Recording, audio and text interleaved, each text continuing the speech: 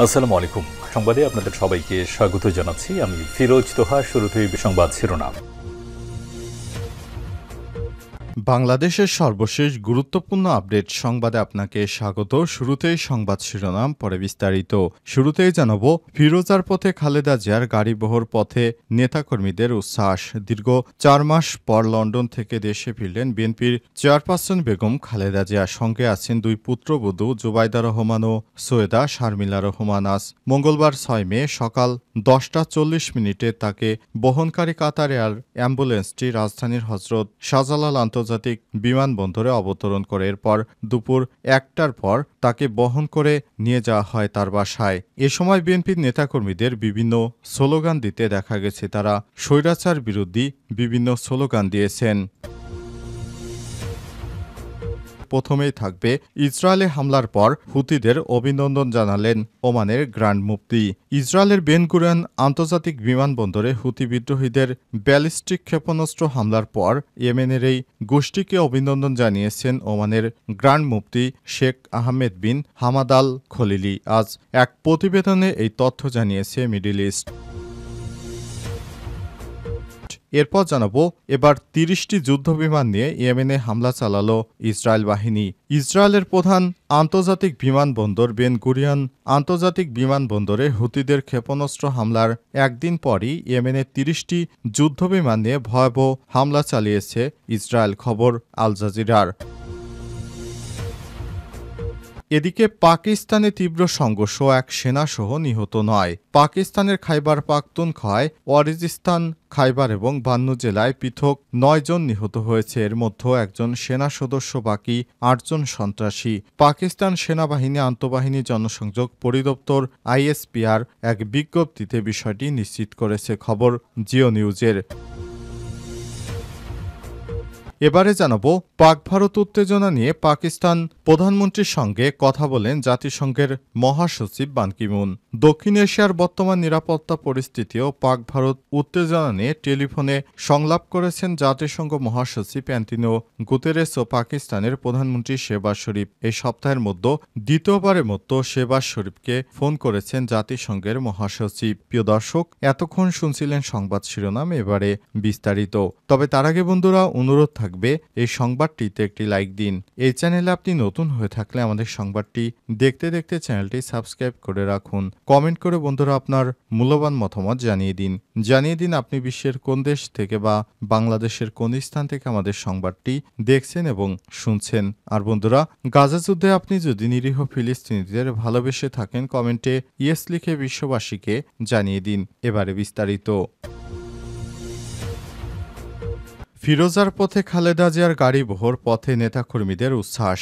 দীর্ঘ ৪ মাস পর লন্ডন থেকে দেশে ফিরলেন বিএনপির চেয়ারপারসন বেগম খালেদা জিয়া। সঙ্গে আছেন দুই পুত্রবধূ জুবাইদা রহমান ও সৈয়দা শারমিলা রহমান। আজ ৬ মে সকাল ১০টা ৪০ হজরত শাহজালাল আন্তর্জাতিক বিমানবন্দরে তার বিমানটি অবতরণ করে। কাতার রয়্যাল এয়ার অ্যাম্বুলেন্সটি রাজধানী হজরত শাহজালাল আন্তর্জাতিক বিমানবন্দরে অবতরণ করে। বিমানবন্দরের আনুষ্ঠানিকতা শেষে ১১টা ২০ নেতাকর্মীদের বাঁধভাঙা উল্লাসের মধ্য দিয়ে বিমানবন্দর থেকে গুলশানের বাসভবন ফিরোজার উদ্দেশ্যে রওনা হন তিনি। নিজের দীর্ঘদিনের নিশান পেট্রোল গাড়ির সামনে সিটে বসেছেন খালেদা জিয়া। তার পেছনে রয়েছে দুই ছেলে, বিএনপির ভারপ্রাপ্ত চেয়ারম্যান তারেক রহমানের স্ত্রী ও প্রাত ছোট ছেলে আরাফাত রহমান কোকোর স্ত্রী।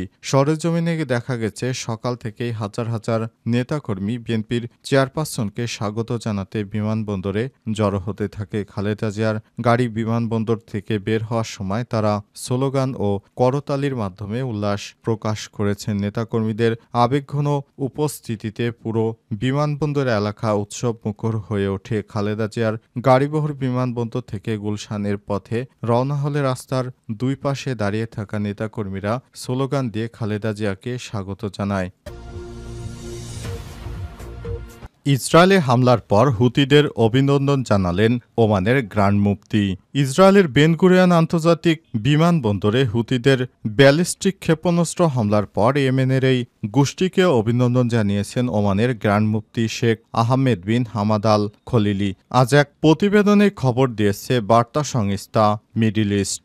আজ নিজের টুইটার অ্যাকাউন্টে এক পোস্টে আল খলিলি বলেছেন, আমরা সালাম জানাই বীর ইয়েমেনি যোদ্ধাদের, যারা সত্যের পক্ষে এবং অবিচার ও দমনপীড়নের বিরুদ্ধে দৃঢ় অবস্থান নিয়েছে। আল্লাহ তাদের প্রতিশ্রুতি পূরণ করেছেন। তিনি আরও বলেছেন, আমরা তাদের এই মহান অর্জনের জন্য অভিনন্দন জানাই। তারা শত্রুদের সবথেকে গুরুত্বপূর্ণ স্থাপনায় হামলা চালাতে সক্ষম হয়েছে। আল্লাহ তাদের এমন বিধ্বংসী অস্ত্র উদ্ভাবনের সক্ষমতা দিয়েছেন যা শত্রুদের হতবাক করে দিয়েছে। আজ ইয়েমেনের হুতি গোষ্ঠী থেকে ছোড়া একটি ব্যালিস্টিক ক্ষেপণাস্ত্র ইসরায়েলের প্রধান আন্তর্জাতিক বিমানবন্দর বেন গুরিয়ন বিমানবন্দরে আঘাত হানার পর সেখানে চরম বিশৃঙ্খলা দেখা দেয়। ইসরায়েলের চ্যানেল 13 জানিয়েছে, ইসরায়েলি অ্যারো এবং মার্কিন থার্ড প্রতিরক্ষা ব্যবস্থা ক্ষেপণাস্ত্রটি প্রতিহত করতে ব্যর্থ হয়। হামলায় অন্তত 7 জন আহত হয়েছে। বিমান চলাচলে ব্যাঘাত ঘটে। এ ঘটনার পর ইসরায়েলের প্রধানমন্ত্রী বেঞ্জামিন নেতানিয়াহু ইয়েমেনে পাল্টা হামলার হুমকি দেন। এর কয়েক ঘণ্টা পর হুতি গোষ্ঠী ইসরায়েলের বিরুদ্ধে আকাশপথ অবরোধের ঘোষণা দেয়। হুতিদের সামরিক মুখপাত্র ইয়াহিয়া সারি বলেছেন, গাজার বিরুদ্ধে শত্রুর হামলা সম্প্রসারণের জবাবে আমরা ইসরায়েলি শত্রুর উপর একটি পূর্ণাঙ্গ আকাশ অবরোধ আরোপ করছি, যা বেন গুরিয়ন বিমানবন্দর সহ বিভিন্ন বিমানবন্দরকে পুনঃ লক্ষ্যবস্তু করবে। 30টি যুদ্ধবিমান নিয়ে ইয়েমেনে ইসরায়েলের হামলা।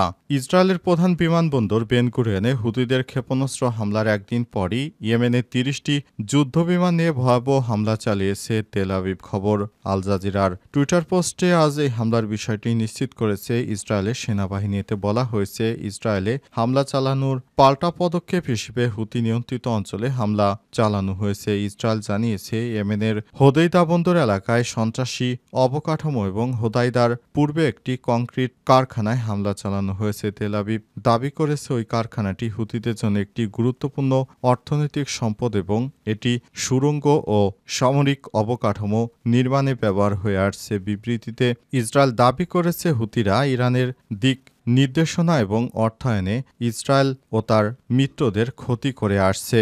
দখলদার ইসরায়েলি বাহিনীর উপর ব্যাপক হারে হামলা চালিয়েছে হুতি যোদ্ধারা। এরপরই প্রতিশোধ নেওয়ার জন্য ইসরায়েল বাহিনী উঠে পড়ে লাগে। তারা এরপর তাদের সেই কুখ্যাত F-36 যুদ্ধবিমান মোতায়েন করে এবং সেগুলো নিয়ে ইয়েমেনের বুকে ব্যাপক বোমা হামলা চালিয়েছে গত রাতে। এবং এই হামলার পর সেখানে কী পরিমাণ ক্ষয়ক্ষতি হয়েছে বিষয়টি এখনও জানানো হয়নি।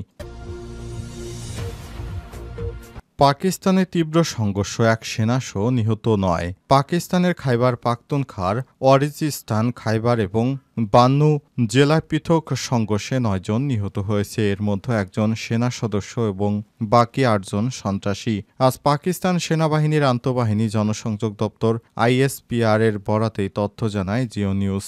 ISPR এর বিবৃতিতে বলা হয়েছে, গোয়েন্দা তথ্যের ভিত্তিতে উত্তর ওয়াজিরিস্তান, খাইবার ও বান্নু জেলায় অভিযান পরিচালনা করেছে সেনাবাহিনী। এই অভিযান পরিচালনার সময় সন্ত্রাসীদের সঙ্গে ব্যাপক গুলি বিনিময় হয়। এ সময় সেনা সদস্য মুজাহিদ খান 40 বীরত্বের সঙ্গে লড়াই করে শহীদ হয়েছেন। এছাড়াও 8 জন খারিজিকে সন্ত্রাসী নরকে পাঠানো হয়েছে। পাকিস্তান সেনাবাহিনীর মিডিয়া বিভাগ আরও জানিয়েছেন, পাকিস্তানের নিরাপত্তা বাহিনী সন্ত্রাসবাদের হুমকি নির্মূল করতে দৃঢ় প্রতিজ্ঞ এবং সাহসী সৈন্যদের এই আত্মত্যাগ আমাদের সংকল্পকে আরও শক্তিশালী করেছে। আমাদের অভিযান অব্যাহত থাকবে এবং পাকিস্তান সেনাবাহিনী দেশ থেকে সন্ত্রাসবাদ এর শেকড় উপড়ে ফেলতে প্রতিজ্ঞাবদ্ধ। Pakistan institute for conflict and security studies PICSS প্রকাশিত তথ্য অনুসারে দেশটিতে সন্ত্রাসী হামলার আগে থেকে 42% বৃদ্ধি পেয়েছে। এর পরিপ্রেক্ষিতে বাড়ানো হয়েছে সন্ত্রাস বিরোধী অভিযান। জিও নিউজের খবরে বলা হয়েছে, দেশজুড়ে কমপক্ষে 74টি জঙ্গি হামলার রেকর্ড করা হয়েছে। পাকিস্তানের সব হামলার ঘটনায় 91 জন নিহত হয়েছে। এর মধ্যে 35 জন নিরাপত্তা কর্মী, 20 জন বেসামরিক নাগরিক ও 36 জন জঙ্গি। এছাড়াও আহত হয়েছে আরও 117 জন।